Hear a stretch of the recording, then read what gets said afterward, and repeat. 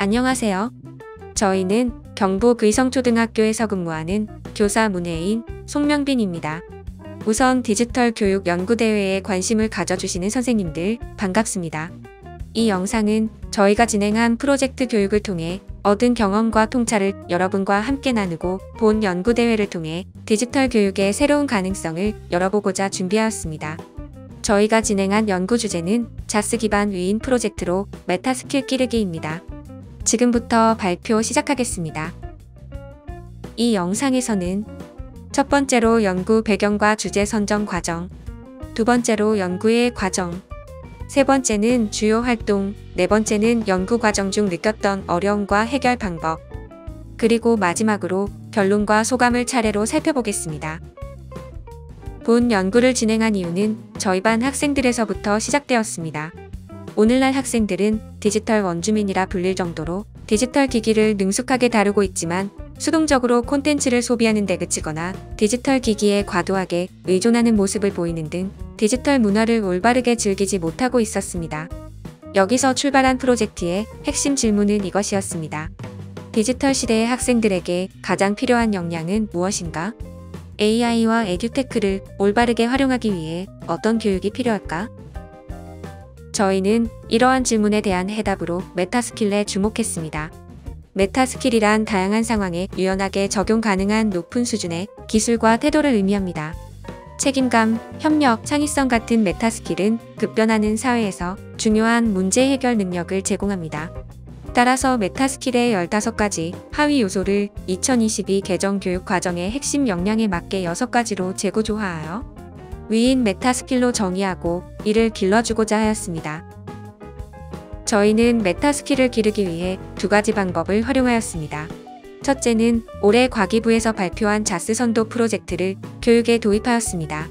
자스란 모든 것을 웹의 형태로 제공하는 클라우드 기반 서비스를 의미하며 이를 통해 교육 환경을 개선할 수 있는 가능성을 발견했고, 다양한 디지털 도구와 플랫폼을 활용하여 학생들이 학습에 능동적으로 참여하고 시간과 장소에 제약 없이 학습할 수 있는 유연한 환경을 제공하고자 하였습니다. 또한 클라우드 기반 서비스를 통해 협업과 정보 공유가 보다 효과적으로 이루어지도록 하여 학습의 질을 높이고자 하였습니다.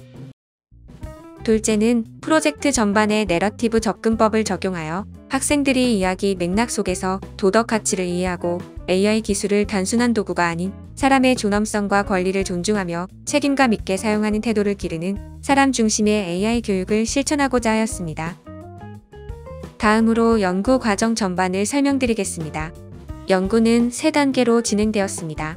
첫째로 교육 환경을 자스 도구를 활용해 디지털 교수학습 환경을 구축했습니다. 학생들이 활용할 수 있는 사스 도구인 챗봇을 제작하거나 교육에 적용할 수 있는 에듀테크를 선정하였고, 파스 도구 활용을 위한 디지털 소양을 길렀습니다. 그리고 학생들의 디지털 윤리 의식을 길러 효과적인 교육이 이루어질 수 있는 기초 체력을 길렀습니다.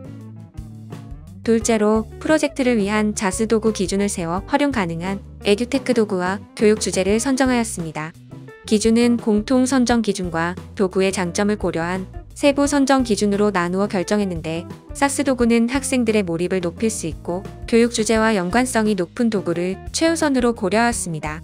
파스 도구는 주로 산출 활동에 적합한 것들로 구성하였으며 확장성과 템플릿이 풍부하고 학생들이 사용하기 편한 도구로 선정하였습니다. 마지막으로 다스 도구는 디지털 포트폴리오로 활용했으며 학습의 전 과정을 누적하여 공유하고 피드백하는 공간으로 활용하였습니다. 이러한 목적성 있는 자스 기반의 교육 환경 조성을 통해 학생들은 명확하게 과제를 수행하고 공유하는 학습 루틴을 형성할 수 있었으며, 교사 또한 학습의 전 과정을 관찰하여 맞춤형 학습을 실현할 수 있었고, 목표로 했던 메타스킬을 기르기 위한 프로젝트를 효과적으로 운영할 수 있었습니다. 셋째는 프로젝트를 진행하고 학생들이 다양한 가치를 체득할 수 있도록 하였습니다. 프로젝트 주제는 도덕과 내용 체계를 고려하여 위, 성실한 나 배려하는 우리, 인터내셔널, 정의로운 사회, 네이처, 책임지는 자연으로 구성하여 진행하였습니다. 프로젝트의 각 단계는 내러티브 접근법을 기반으로 도덕과 이야기 수업 모형을 재구성하여 도덕적 가치를 학생들이 보다 효과적으로 내면화할 수 있도록 하였습니다.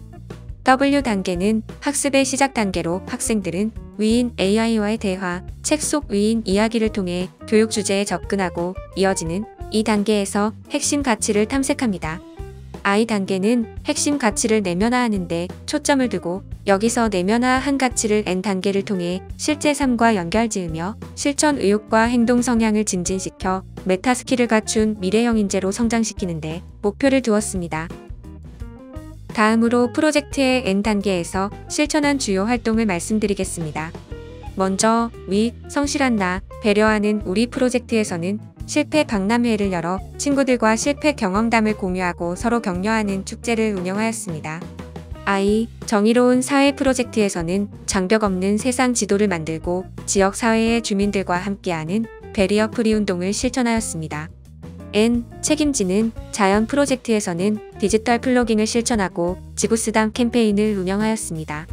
저희가 프로젝트 운영에 있어서 가장 중점을 두었던 부분은 바로 N 단계입니다. 왜냐하면 앞서 배운 내용을 체화하고 가정과 지역사회로 실천 범위를 확장하는 단계이기 때문입니다. 저희는 연구 결과를 분석할 때 양적 검증과 질적 검증을 병행하였습니다. 이때 관련된 논문이나 설문지를 인용 또는 재구성하여 사용한다면 연구의 신뢰도를 높일 수 있습니다. 같은 설문지로 사전, 사후 설문을 실시하여 양적 검증을 하고 표본 집단의 학생을 모아 포커스 그룹 인터뷰를 실시하여 질적 검증을 하였습니다. 이를 바탕으로 도출한 연구 결론은 다음과 같습니다. 연구의 결론은 연구의 목적을 달성했는지 여부를 확인하고 이와 관련지어 서술하는 것이 좋습니다.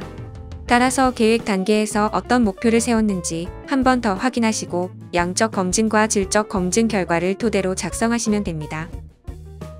다음으로 일반화 가능성입니다. 일반화 가능성은 본 연구대회의 목적과 관련되어 있기 때문에 실제 심사 기준에서 가장 큰 비중을 차지할 정도로 중요한 부분입니다. 따라서 연구의 성과가 특정 학교나 상황에만 국한되지 않고 다른 교육 현장에서도 효과적으로 적용할 수 있어야 합니다. 다시 말해 이 보고서를 참고하여 다른 선생님들이 쉽게 따라할 수 있는 요소에는 어떠한 것들이 있는지, 그를 위해 연구자는 어떤 노력을 기울였는지에 관해 서술하시면 됩니다. 다음으로 저희가 연구하는 과정에서 겪었던 어려움을 극복했던 방법과 많이 받았던 질문을 몇 가지 나누어 보고자 합니다. 연구를 진행하는 과정에서 가장 큰 도전은 이론적 배경을 탄탄히 구축하는 과정이었습니다. 자스와 메타스킬은 사회 전반에서 활용되는 광범위한 용어였기에 이를 교육 과정과 연결하고 교육 현장에 맞게 정의하는 데 많은 노력이 필요했습니다. 이론적 배경이 탄탄하지 않다면 좋은 연구로 이어질 수 없다는 생각 아래 연구의 근거를 명확히 하기 위해 다음과 같은 노력을 기울였습니다. 먼저 한국교육학술정보원에서 운영하는 리스를 활용해 관련 학술 자료를 검색하고 출판된 여러 도서를 분석했습니다. 또한 국내외에서 진행된 유사 사례를 참고하여 자스와 메타스킬을 교육 활동에 접목할 수 있는 방안을 설계했습니다. 마지막으로 동료 교사 및 교육 전문가들과 정기적으로 아이디어를 공유하며 다양한 관점에서 교육에 적용할 수 있는 실질적인 아이디어를 얻을 수 있었습니다. 이론적 배경 외 또 다른 어려움은 교육 현장에서의 실제 적용이었습니다. 자스 기반 학습은 기존의 교과 중심 교육과는 다른 방식으로 접근해야 했습니다. 특히 학생들의 수준 차이를 고려하여 디지털 도구 사용 능력을 개발하고 자스 환경에 자연스럽게 적응하도록 돕는 것이 중요한 과제였습니다. 이를 극복하기 위해 학생들에게 친숙한 도구를 선정하고 학생들이 쉽게 활용할 수 있도록 맞춤형 학습 자료를 제공하였으며 또래 도우미 활동을 통해 학생들이 서로 배우며 성장할 수 있는 환경을 조성했습니다. 이러한 노력을 통해 교수, 학습, 평가, 기록이 일체화된 교육 모델을 완성할 수 있었으며 디지털 포트폴리오를 활용한 평가가 더욱 원활해졌습니다. 또한 학생, 학부모, 지역 사회와의 소통도 한층 더 확대되어 연구를 성공적으로 마칠 수 있었습니다. 마지막으로 이 연구대회를 준비하면서 제목을 어떻게 지었냐는 질문을 굉장히 많이 받았습니다. 결론부터 말씀드리자면 연구 제목은 연구를 처음 접하는 사람들에게 연구의 방향성과 주제를 명확히 전달해야 하므로 간결하면서도 핵심을 담을 수 있도록 하는 것이 중요합니다. 저희 보고서는 자스 기반이라는 표현을 통해 연구의 주요 도구가 디지털 트렌드인 클라우드 기반 서비스라는 점을 강조했습니다. 그리고 이어지는 위임 프로젝트라는 용어를 통해 내러티브 접근법을 통한 교육 방법론을 자연스럽게 제시하여 차별성을 두었습니다. 이를 통해 동료 교사들이 쉽게 연구의 방향성을 이해하고 보고서 내용에 집중하여 보다 수월하게 수업에 활용하는 모습을 관찰할 수 있었습니다. 추가적으로 한 가지 조언을 드리자면 주제를 구성할 때 영어 단어 구성에 너무 많은 시간을 투자하지 않으셨으면 합니다. 물론 프로젝트의 핵심 개념과 방향성을 직관적으로 나타낼 수 있는 약어는 주제를 명확히 전달하고 연구의 특징을 간결하게 표현하는 데 도움이 됩니다. 하지만 억지스러운 영어 단어 구성은 오히려 연구의 본질을 흐릴 수 있으므로 간결하고 직관적으로 연구 내용을 나타내는 데 집중하는 것이 더 중요하다고 생각합니다. 심사위원분들도 보고서의 화려함보다는 연구 내용의 충실함과 실행 결과를 더욱 중요하게 평가하신다니 이 점을 꼭 기억해 주셨으면 합니다. 마지막으로 소감을 발표하며 영상을 마치겠습니다. 저희가 생각하는 디지털 연구대회는 새로운 교육 모델을 탐구하고 이를 실천하는 과정을 통해 학생과 교사가 함께 성장할 수 있는 값진 기회라고 생각합니다. 이번 연구를 통해 학생들이 점차 주도성을 갖고 협력하며 학습에 몰입하는 모습을 통해 교육의 방향성과 가치를 다시 한번 느낄 수 있었습니다. 또한 새로운 교육 방법을 설계하고 실행하는 과정에서 스스로 많은 것을 배우고 교육자로서의 역량을 한 단계 끌어올릴 수 있었던 좋은 경험이었습니다. 이번 프로젝트가 우리 아이들의 미래를 준비하는데 작은 디딤돌이 되었기를 바라며 이 연구가 다른 선생님들께도 작은 영감을 주길 기대합니다. 이상으로 자스 기반 외인 프로젝트로 메타스킬 기르기 연구보고서 발표를 마치겠습니다. 감사합니다.